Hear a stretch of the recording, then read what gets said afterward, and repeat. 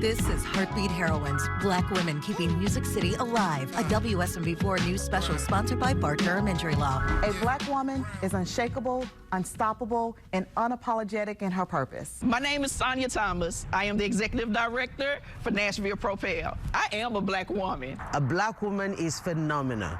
She can do anything she puts her mind to. What's up, guys? I am Adriana Patton. I am the voice of Cashville, and I am a Black woman. A Black woman is powerful. A Black woman is a leader.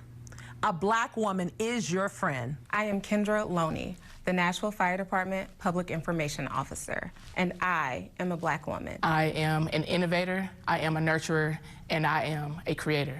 I am a Black woman. Thanks for joining us as we spend the next half hour honoring the service of Black women right here in Nashville. I'm Alexandria Adams. I'm Marius Payton. And I'm Danielle Ledbetter. Tonight is about recognizing the contributions of Black women who are working on the front lines of several issues impacting people across the mid-state. We begin with the startling fact that pregnant Black women die at a rate nearly 3.5 times higher than white women. Yeah, that's according to some new numbers released this month from the CDC. But there's work being done right now to combat that data. As part of our Black History Month coverage, Lauren Lowry has the story of 2 women working to make the future of pregnancy safer for Black women.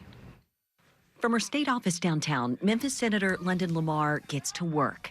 Taking office in 2019 at age 28, she's the youngest woman and the youngest African-American to ever serve in the state legislature. My ancestors and the people came before me, the Black women, the Black men, built this state. In 2019, the senator made more history. And come up with real solutions. Shown here debating while pregnant, but on one particular day. October 17, 2019. Everything changed. At 8 months pregnant, London Lamar nearly lost her life. Her little boy did not make it. Is it safe to give birth in Tennessee? Absolutely not. Absolutely not. This is a dangerous state to have a child. Preeclampsia is the #1 killer of pregnant women and the #1 cause of stillbirth in babies. Thanks to research that's emerged in the last 15 years, preeclampsia is now recognized as a heart disease. Dr. Connie Graves, a high-risk OB in Nashville, has been part of the evolving research. But the United States has the highest maternal mortality rate of any industrialized country in the world. Why is that? Many of the maternal deaths, especially in Black women, are because of the biases that still exist in our system. During our interview, hey, it's Dr. Graves. Dr. Graves got an emergency call for a new mom. She probably has postpartum preeclampsia. Dr. Graves is the reason Nashville was the first city in the country to get access to a preeclampsia test, detecting the disease with nearly 100% accuracy. Last year, we interviewed the Nashville woman who was the first in the country to receive the test. She and her baby saved because of the test and care from Dr. Graves. Right now, Graves is running 3 different research projects on this issue, including one for the NIH and for the American Heart Association. This is personal for me. At the Capitol, Senator Lamar is addressing it through new laws. I passed legislation to officially recognize doulas as vital members of the healthcare team. And in 2023, she made history again, becoming the first sitting senator to give birth while serving and introducing baby Nylan to the legislature. I knew that God sent that baby here for me to try again. That's really what pro-life is all about, is to ensure that women and babies can make it through the totality of the birthing process and have a good life. Lauren Lowry, WSMV4. Now imagine going to the doctor without a care in the world and then hearing you have breast cancer. Yeah, that diagnosis is disproportionately affecting Black women in the U.S. and with some deadly results. But a new study is looking to make a difference by gathering information and listening to the voices of Black women. At one point, Cheryl Dotson lived life to the fullest. I love hiking. I love going to the waterfalls. I love camping, traveling. But after an abnormal mammogram, a meeting with the surgeon put Cheryl's once full life in jeopardy. And he said, so no one has gone over the results with you? And I was like, no. And he was like, unfortunately, and that's all I heard. What she didn't hear was ductal carcinoma in situ, a form of breast cancer that Cheryl never saw coming. All I was thinking about was, I'm gonna die. I'm getting ready to leave my daughter and my family, you know, because we had just lost my mom and my dad. They had died within 3 weeks of each other. Cheryl's cancer journey, full of chemo and radiation, lost hair, and at times lost hope, is a journey faced by many women of color. Black women are 12% more likely to die from cancer if diagnosed, and the cancers Black women get are often more hostile. There's a subtype called triple negative breast cancer, for which we have very few targeted therapies and which is the most aggressive. Black women are twice as likely to get this type of breast cancer compared to other race and ethnic groups. Dr. McCullough is trying to find out why. She has launched a study exclusively targeting Black women called Voices of Black Women to find out why they suffer disproportionately from cancer. The study is expected to last 30 years. And so with that long-term engagement, we have a better picture of what their exposures have been, what their environment is like, and how they've engaged with the medical care system. The study is non-invasive, just 2 30-minute surveys per year as long as you stay engaged. Cheryl has become an ambassador for Voices of Black Women and believes the study has the potential to make generational change. Not only do we need research to cure the cause of cancer, we need research to not let it happen. Cheryl, what would you say to someone who's on the fence about joining this study? How would you convince them? It's important. Our next generations need it for survival. Now, the study is hoping to get 100,000 Black women to sign up. They currently have nearly 3,000, so a lot more help is needed. But Danielle, you're one of the 3,000 who signed up. Why did you get involved? Just knowing that research can help improve health outcomes, it just felt like, why not? It can make a big difference and help a lot of people out there. You will help a lot of people, Danielle. That's great. All right, well, there's 2 Black women on a mission right now to stop people from losing their lives in the opioid crisis. Coming up on Heartbeat Heroines, Black Women Keeping Music City Alive, the unique program they oversee, and how they're working with Metro Police to tackle the issue. Welcome back as we highlight the work Black women are doing in Nashville to save lives. Yeah, so 2 women say they've dedicated their lives to what seems like a silent fight throughout the city. Our Sharon Danqua found out it's a battle against drugs so many Nashvillians overlook. They know we're here. That's a sound Denise Knowles says she hears pretty often, and it's the same sound her heart made when she found out her mother was sick.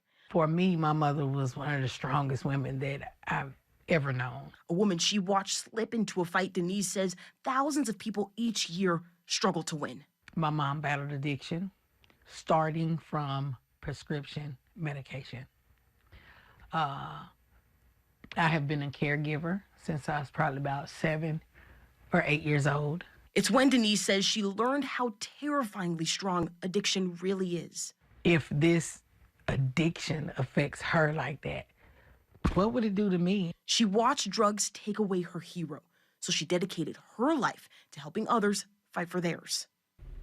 That's that knock again. But this time, it's from someone with a drug addiction asking for clean needles. A bag of the short ones. Shorts? Okay, do you need Narcan or?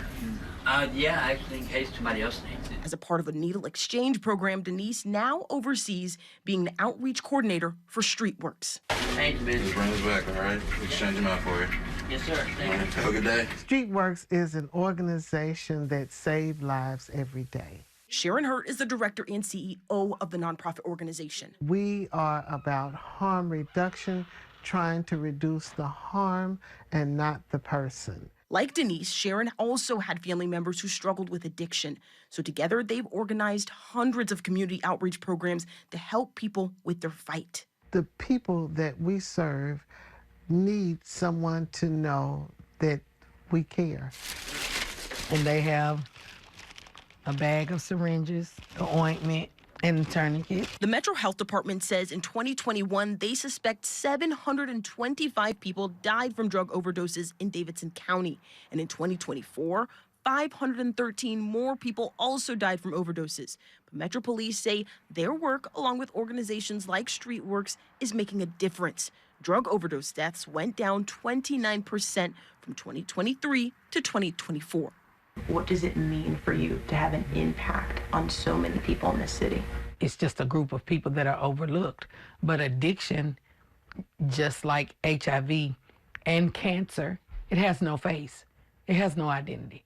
Doesn't matter what your bank account is. Doesn't matter what you look like, what race you are. I believe that I was created to be of service. I believe that. For WSMV4, I'm Sharon Denkwa.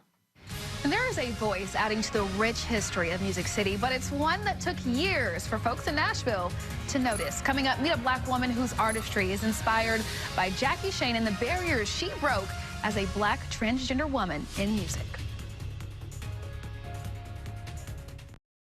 My name is Rachel L. Bell, and I serve as a General Sessions Court judge here in Nashville, Tennessee, Davidson County with Division 8. I'm also the presiding judge and founder of the Music City Community Court. I am a Black woman. Black women are fearless catalysts of change. I am Dr. Adrienne Battle, Superintendent of Nashville Public Schools. I am a Black woman. A Black woman is motivational, inspirational, and powerful. I'm Honorable Zulfa Swara, Councilwoman at Large with Metro Nashville Government, and I'm unapologetically proud Black woman. Black women are the food and the soul to humankind. I am Moncherie Holmes Jones, CEO and Chief Brand Curator of Mojo Marketing and PR. I am a Black woman. As we celebrate Black history, we continue our coverage on the strides that Black women have made here in Nashville. And that includes the story of Jackie Shane, a Black transgender woman whose love for music earned her recognition on music's biggest stage. And she's from right here in Tennessee, so I learned how her love for music is inspiring a new generation. Tell her that I'm happy. Tell her that I'm gay.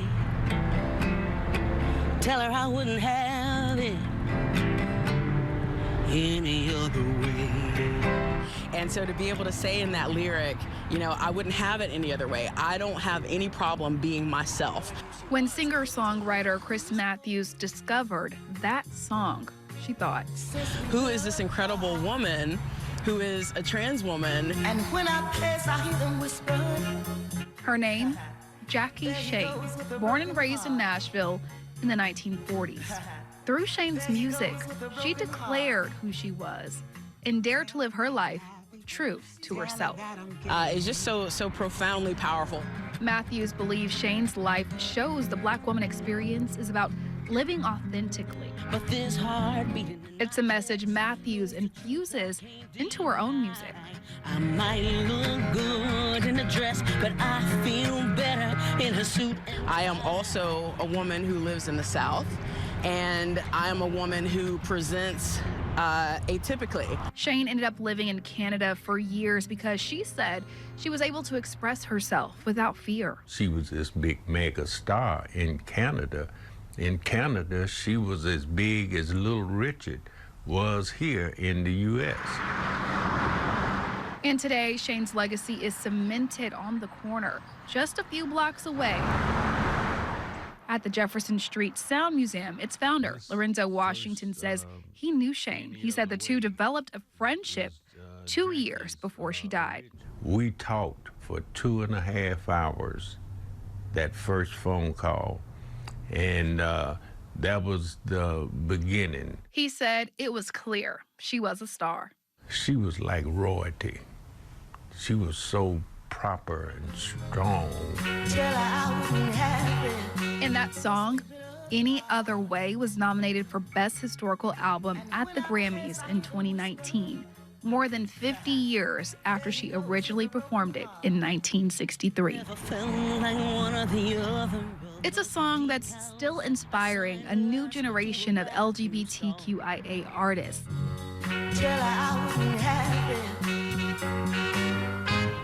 Any other way.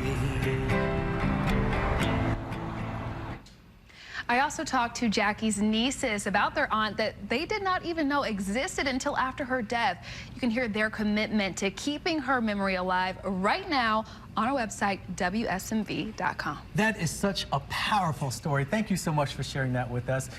Well, there are 3 women making changes on the political front, creating content for online platforms and shedding light on music artists. Yeah, I actually sat down with them to talk about their experience as leaders in their industries, and most importantly, about creating space for other women who look like them. We wanted to create a relaxed conversation for these women to share their challenges, their triumphs, and most importantly, their journey navigating it all. We spoke with Delisha Davis, an event and concert producer, Jasmine Sweet, an influencer and content creator, and Tennessee Senator Charlene Oliver. I've always been someone, even from my childhood, who has stood up to bullies. I've been a fighter. When you hear that, it may come as no surprise as to why Senator Oliver decided to get into politics. I got into this work because of my 12-year-old son 12 years ago, because Trayvon Martin was murdered. And he was murdered 2 days after my son was born. Senator Oliver is also a co-founder of the Equity Alliance and says that one of her main focuses is on disenfranchised communities. Though she may be new to her role as a senator, she says that no one should ever count her out. I still feel like I have a lot to prove, and I feel like I've proven myself well. I've passed legislation, I've championed issues. When it's facing this way, you'll be able to see. Our conversation continued with Delisha Davis, a school teacher and owner of 2 L's on a Cloud. She's the powerhouse behind marketing some of Nashville's big music events. As a Nashville native, Davis says that she works hard to bring representation for people in the community who look like her. The work that I do in the classroom transitions to the work that I do in the event space and in the production space, because I'm thinking 10 times more in depth when it comes to consumers. What are they feeling when they walk in a building? What are they seeing? Is it represented with people who look like me? Jasmine Sweet says that she works to try to create representation within her own industry as an influencer. A barrier here in this city is that you don't see a lot of minority creators get the spotlight that they deserve from brands. But why do you think that is? I think that we don't look that way in corporate America either. And so when I get asked why I'm the only one there, I've been the only one in corporate America too. Sweet, who has a background in marketing and several other industries, says that there's a stigma around what she does. This is happening. We are at Tart. People don't think that we have a real job to do, and I am busy from sunup to sundown. Before my daughter gets up and after she goes to bed. All 3 women say they feel like they have a responsibility to pull others up, and it's one they don't mind doing. But I really feel like the representation when it comes to me being a Black woman in these spaces is really important. Imposter syndrome is a myth. Don't believe it. All 3 women say they rely on their support systems, their family and their friends, to help get them through the challenges that life brings while they continue to keep pushing forward. All right, an army of volunteers are coming together to make sure some families can put healthy food on the table. And it's an effort that keeps on growing. Still ahead, the seeds they're planting in a community garden that's going beyond the surface. Welcome back. There's a Black woman on a mission to tackle food insecurity in the North Nashville community. Yeah, not only is her community garden feeding families in her neighborhood, it will soon expand services to the Nashville Farmers Market later this summer. WSMV's Brendan Tierney has a look at how she's teaching people to grow their own garden to provide for their families. More than 500 volunteers, old and young, Big turkey. work every year to prepare the Brooklyn Heights Community Garden. It's definitely a lot of work. It can be time consuming. Karan Brown is getting ready to start their spring crop. Cleaning up so they can give food to people across the neighborhood. Nourish your body with healthy organic food, just not regular food. I think I'm realizing how many people in our community don't know. Behind all the planting is Nella Frierson, but everyone just calls her Miss Pearl. It's gotta be.